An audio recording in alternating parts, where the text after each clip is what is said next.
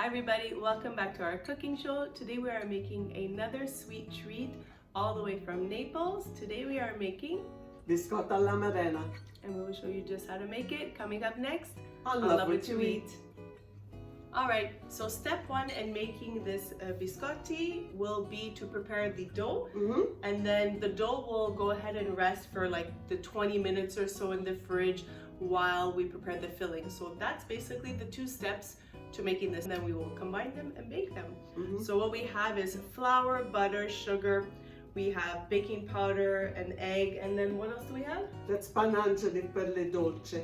You find that at all the Italian specialty grocery stores or Italian bake shops. There you go. So we're going to be going ahead and mixing this by hand. You can use a stand mixer if you want, but we're going to go old school in this, and I'll take you in on a closer look just to show you how easy it is to get this dough whipped up.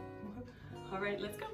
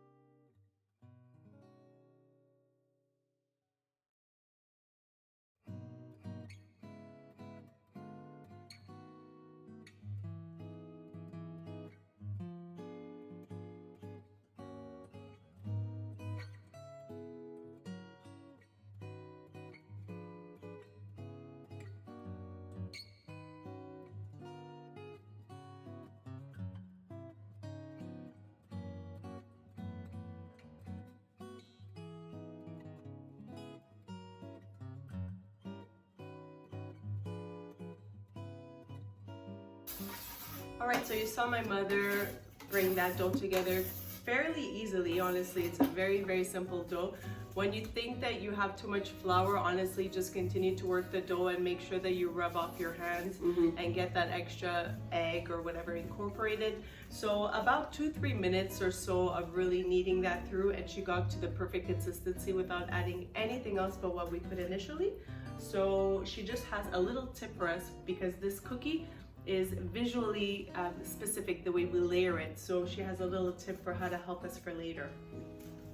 Actually, this cookie is really made very, very big, a biscottone, and it's called Amarena because the employees used to feed their employees when it was snack time, so they would give them like a nice big biscottone. So that's why I divided my dough into halves, because we're going to be making them smaller, like bite-sized, like regular size cookies. So this is going to go in the fridge for about 20 minutes or so, the time that we prepare the filling. There you go. In the fridge it goes. There you go, and I'll wash my hands, of course. All right, so it's time to prepare the filling. My mother will explain this wonderful medley of goodness and why we have chosen these ingredients. The bakers in the 1920s and 30s, anything that they had left over, biscuits, you know, like a cookie here, a biscuit there, a half a pound cake somewhere in one of the spine, they would put it all together and make another, if you want, dessert or cookie, but they would always make it into a big size of biscottone, like I said at the beginning, because they would feed their employees la merenda, which was a snack. Like, we didn't used to waste anything, especially when the gestiva la miseria. So here I have some pound cake, and that was a little bit dry, and I had some leftover cookies, like whatever you have, and with the Amarena cherries that are crushed. And of course, they didn't know what to do with the syrup of the Amarena cherries, so that's why they would invent this beautiful cookie, and it's so flavorful. It is, it rehydrates all the dryness of whatever was left over. Exactly. And then we always spice it up with a little bit of alcohol. That's it. And whatever, they have a little bit of rum, a little bit of vanilla. Oh, and then we have, a little bit of leftover hazelnuts and almonds. That, you know, during the baking, sometimes you have a little bit of stuff left over. So we're going to be adding this in. Yeah. So we're going to take you in on a closer look just to get this filling mixed up. And once the filling's mixed up, we're bringing back out the pastry dough that we put in the fridge. It's really just chilling in the fridge the time that we prepare this this dough, this filling basically. And I love the added Amarena. It's one of my favorite flavors, and the syrup just helps to rehydrate all of this. This is super delicious. I tried one before, yum yum. So let's get to making the filling. There you go.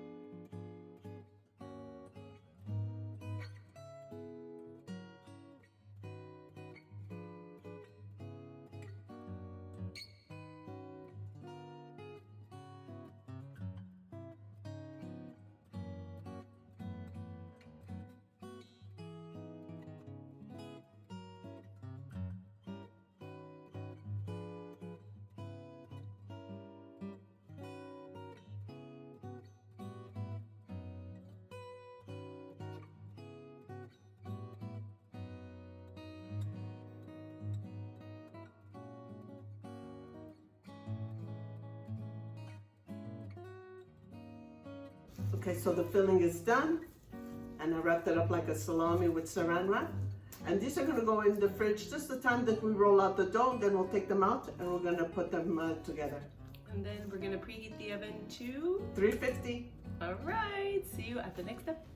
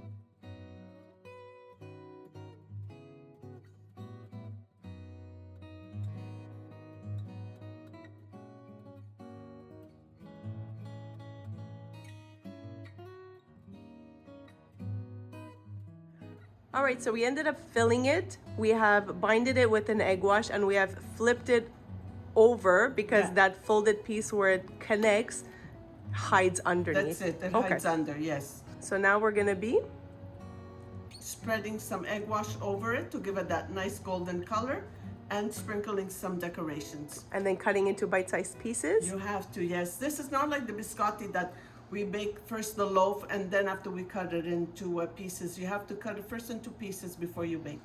Okay, perfect. And then we're gonna put it on the baking sheet and in the oven it'll bake. There you go.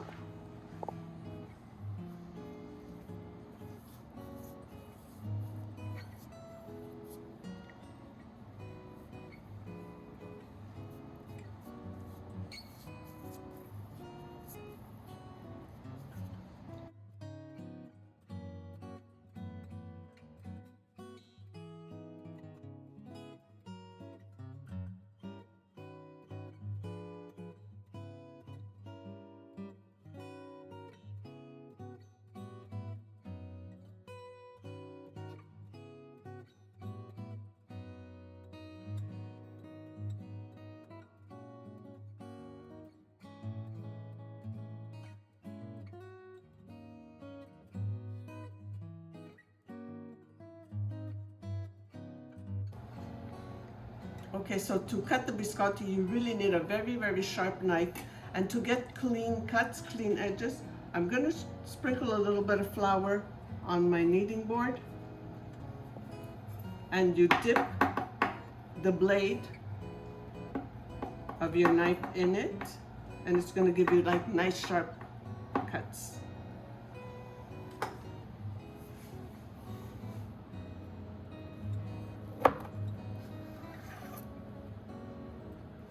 We're gonna dip it in.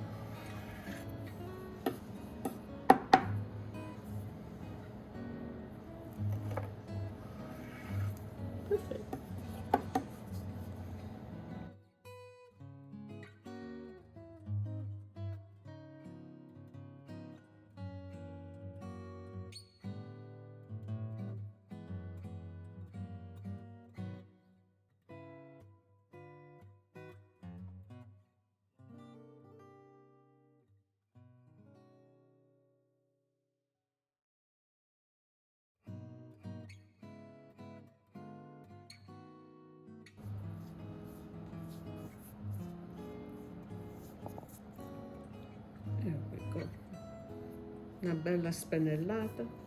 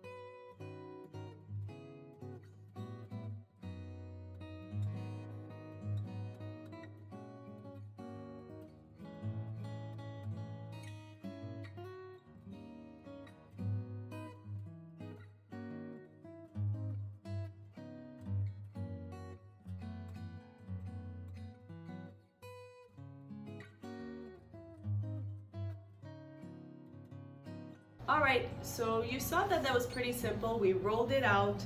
We ended up with the trick of rolling them into the salami logs, makes for adding the center very easy, and then folding over, binded it with egg wash, and then we put the side where they meet under, because you want the perfect side on top here. So that little side where they meet, that seam, the seam side is under.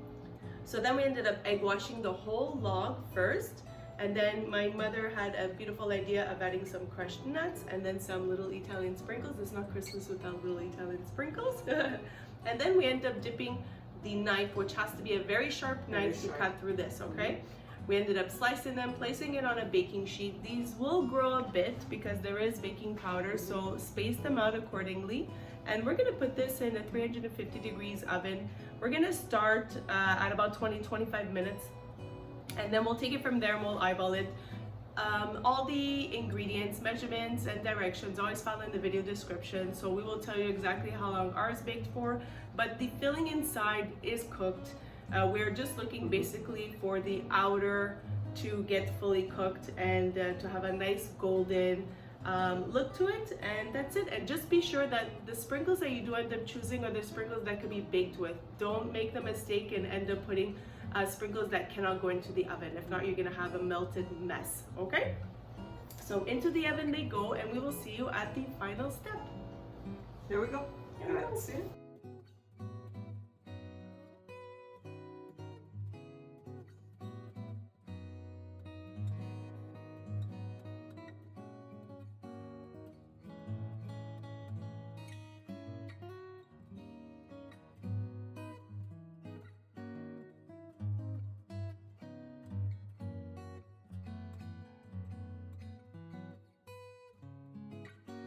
This honestly is such a delicious cookie because it has one of my favorites inside, the Amarena cherries, and the juice from that, honestly, it's so sweet and delicious.